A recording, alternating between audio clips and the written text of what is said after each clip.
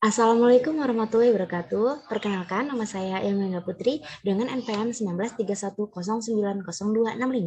Di sini saya akan menjelaskan tentang pendidikan demokratis, globalisasi pendidikan, dan pendidikan di masa pandemi. Baik, untuk yang pertama, pengertian pendidikan. Pendidikan adalah suatu proses pembentukan karakter manusia yang mengarah pada kemandirian hidup, memerlukan suatu penataan yang matang dan terencana. Oleh karena itu, peran pendidikan senantiasa diarahkan pada upaya meningkatkan kualitas manusia. Keberhasilan pembangunan suatu bangsa akan sangat tergantung pada kondisi sumber daya manusia yang cukup tinggi sehingga dalam realitasnya dibutuhkan oleh penyelenggaraan pendidikan yang mampu mengkomodir tuntutan kebutuhan lingkungan dan manusia. Adapun unsur-unsur yang berhubungan dengan pendidikan yaitu adanya tujuan dan program dan prioritas program yang jelas. Yang kedua, adanya peserta didik. Yang ketiga, adanya manajemen yang profesional. Yang keempat, adanya struktur dan jadwal yang jelas. Yang kelima, adanya isi materi yang tersedia, adanya tenaga pendidikan, dan adanya alat bantu belajar, adanya fasilitas, adanya teknologi, adanya pengawasan yang bermutu, adanya penelitian, dan adanya biaya. Kedua belas unsur tersebut tentunya untuk dipenuhi mencapai tujuan pendidikan, yaitu meningkatkan kualitas sumber daya manusia. Peranan pendidikan dalam kehidupan kenegaraan akan banyak memberikan dimensi pendidikan karakter bangsa. Baik, untuk yang selanjutnya pengertian demokrasi. Demokrasi merupakan suatu jalan untuk melakukan perubahan atas apa yang terjadi di masa lampau, mengembalikan hak menentukan kepemimpinan kepada rakyat, penguasa di bawah pengawasan rakyat, dan sejarah ketatanan Republik Indonesia yang telah lebih dari setengah abad. Perkembangan demokrasi mengalami fluktuatif atau pasang surut. Masalah pokok yang dihadapi oleh bangsa Indonesia adalah bagaimana upaya meningkatkan kehidupan ekonomi dan membangun kehidupan sosial politik yang demokratis dalam masyarakat yang plural.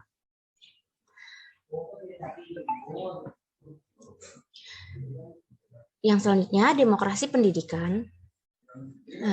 Demokrasi pendidikan diartikan sebagai hak setiap warga negara atas kesempatan yang seluas-luasnya menikmati pendidikan yang sesuai dengan bunyi pernyataan Undang-Undang Nomor 20 Tahun 2003 Pasal 4 Ayat 1, yaitu pendidikan diselenggarakan secara demokratis dan keadilan serta tidak diskriminatif dengan menjunjung tinggi hak asasi manusia, nilai keagamaan, nilai kultural, dan kemajemukan bangsa.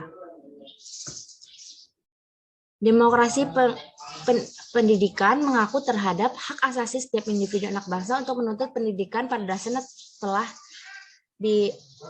diatur dalam pengawasan secara legal bagaimana yang diamalkan oleh Undang-Undang Dasar tahun 1945 Pasal 31 Ayat 1 yang berbunyi bahwa setiap warga negara berhak mendapatkan pendidikan. Oleh karena itu, seluruh komponen bangsa yang mencukupi orang tua, masyarakat, pemerintah memiliki kewajiban dalam bertanggung jawab untuk kecerdasan kehidupan bangsa melalui pendidikan. Adapun prinsip-prinsip demokrasi. Yang pertama, pemilik negara adalah rakyat, sehingga otoritas rakyatlah yang memiliki kekuasaan tertinggi. Oleh sebab itu, setiap warga negara memiliki hak untuk turut serta memilih wakil-wakil rakyat yang akan mewakili dalam pemegang kekuasaan tertinggi. Yang kedua, orang-orang yang mewakili rakyat untuk memegang kekuasaan tertinggi dalam suatu negara ada dengan status suatu anggota lembaga kekuasaan tertinggi yang lazim disebut parlemen. Tidak boleh adanya pengistimewaan kepada seorang ataupun golongan yang partai tentu di antaranya. Tidak boleh adanya pemilikan keistimewaan pada jabatan apapun, pada jabatan apapun karena adanya ketetapan UUD atau UU walaupun dengan alasan apapun. Harus adanya UU yang mengatur tentang struktur organisasi, kekuasaan dalam negara, dan mekanisme pelaksanaan kerjanya.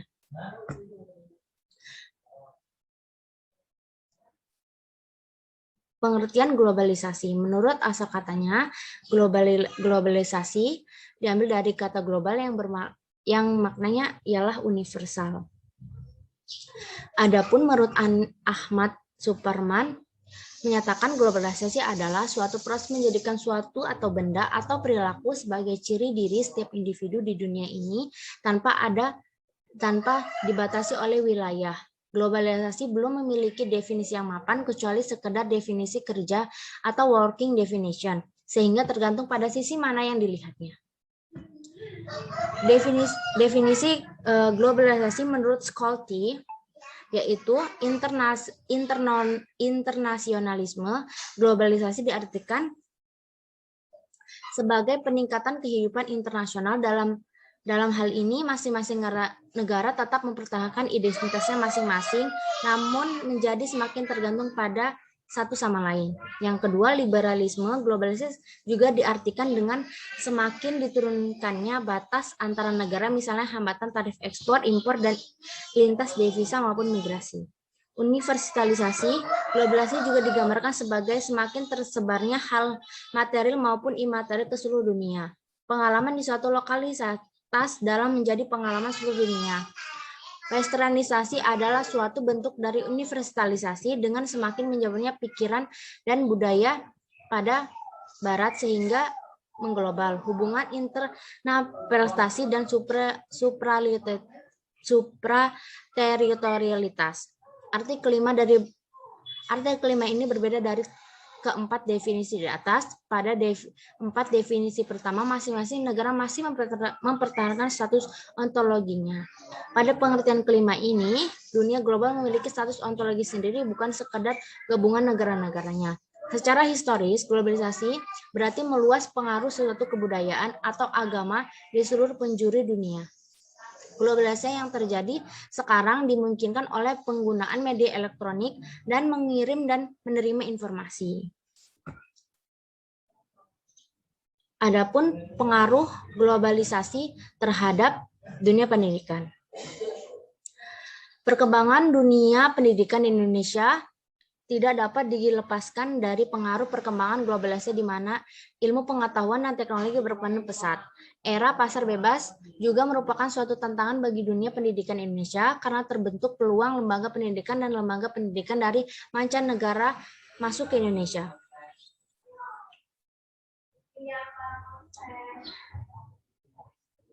Ketidaksiapan kita dalam mencetak sumber daya manusia yang berkualitas dan bermoral yang berdiskusikan untuk berlibat dalam kiprah dalam kancah globalisasi, menimbulkan dampak positif dan negatif dari pengaruh globalisasi dalam dunia pendidikan. Dijelaskan poin-poin berikut, yaitu dampak positif dari globalisasi terhadap pendidikan di Indonesia.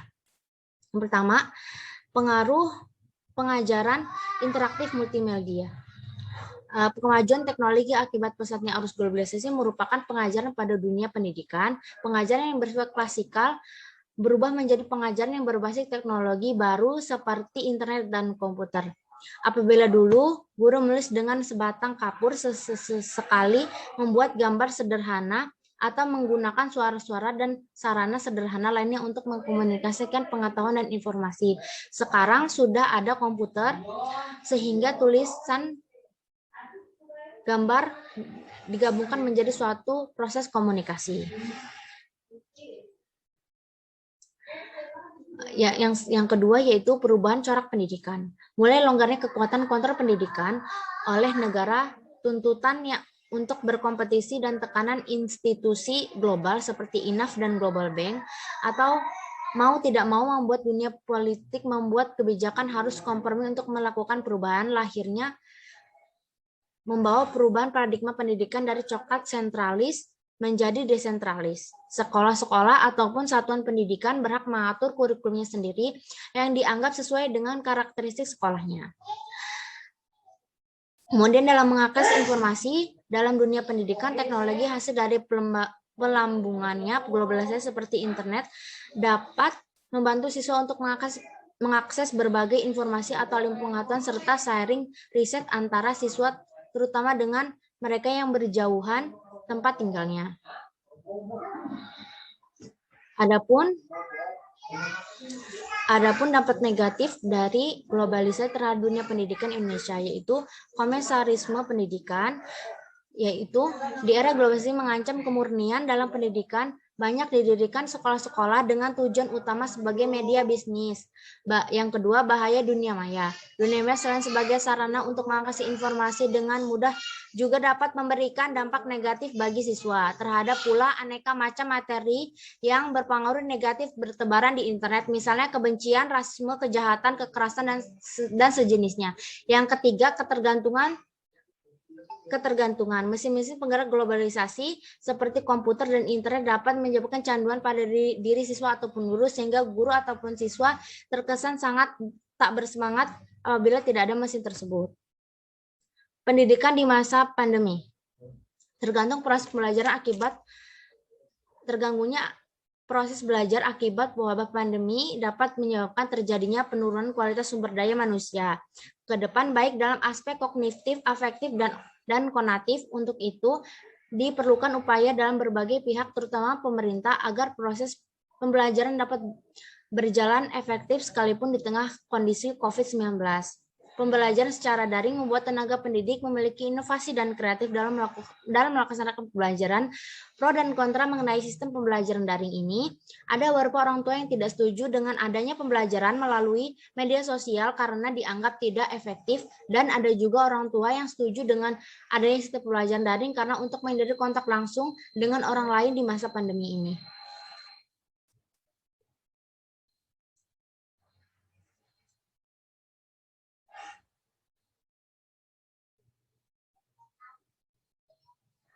Ada 3 dampak negatif terhadap siswa karena pandemi, yaitu ancaman putus sekolah, ancaman anak harus bekerja, resiko putus sekolah dikarenakan anak terpaksa bekerja untuk membantu keuangan keluarga di tengah krisis pandemi COVID-19.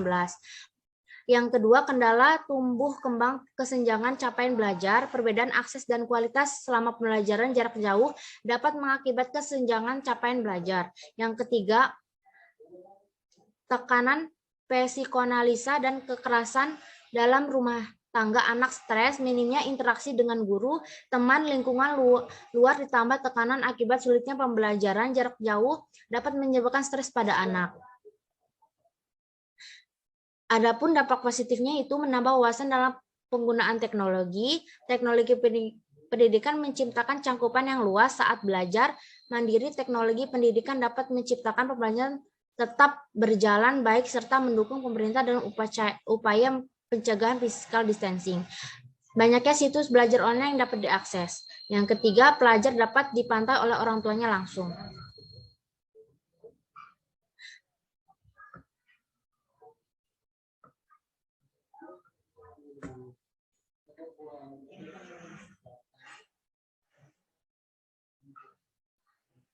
Adapun penyelesaian pendidikan di era pandemi COVID-19, ada beberapa takaran dan ukuran dunia pendidikan kita belum siap menghadapi faktor yang menghambat pembelajaran daring, yaitu tantangan dan kendala pendidikan dirasakan oleh masyarakat yang berada di wilayah terpencil dengan keterbatasan akses internet dan listrik dan internet. Pembelajaran daring menjadi tantangan bagi dunia pendidikan dengan situasi Indonesia yang memiliki ribuan pulau, jaringan internet yang lambat. Yang kedua, harga kuota yang mahal sehingga para siswa yang tidak memiliki atau kelas menengah ke bawah akan merasa kesulitan untuk membeli kuota karena orang tuanya juga terdampak COVID-19. Yang ketiga, lokasi rumah tidak terjangkau di internet. Hal ini juga yang melatar belakangi terhambatnya pembelajaran jarak jauh atau PJJ. Adapun solusi dari faktor yang memenuhi pembelajaran daring, yaitu jaringan internet yang lambat. Pemerintah harus sediakan WiFi untuk masing-masing daerah atau masing-masing sekolah agar para siswa dapat belajar online dengan baik. Harga kuota yang internet yang mahal, Dinas Pendidikan harus menyediakan kuota untuk masing-masing siswa agar dapat belajar online dengan baik. Lokasi di dekat lingkungan rumah yang terjangkau. Jaringan internet untuk sementara, pindah lokasi terjangkau jaringan internet. Apabila minimalis kuota internet diatasi bergabung dengan temannya yang punya internet. Yang selanjutnya, WiFi di rumah memaksimalkan 3 siswa mematuhi protokol kesehatan dengan protokol kesehatan COVID-19. Digunakan media pembelajaran daring yang variatif sehingga siswa tidak jenuh. Diupayakan menggunakan media daring variatif yang bias untuk interaktif. Apabila menggunakan media daring yang biasa live, misalnya Zoom Meeting, Google Meet, webinar, dan lain-lain agar karakter atau perilaku para murid relatif terpantau. Baik, sekian presentasi dari saya. Kurang lebihnya saya mohon maaf. Itu saja yang bisa saya sampaikan. Terima kasih. Wassalamualaikum warahmatullahi wabarakatuh.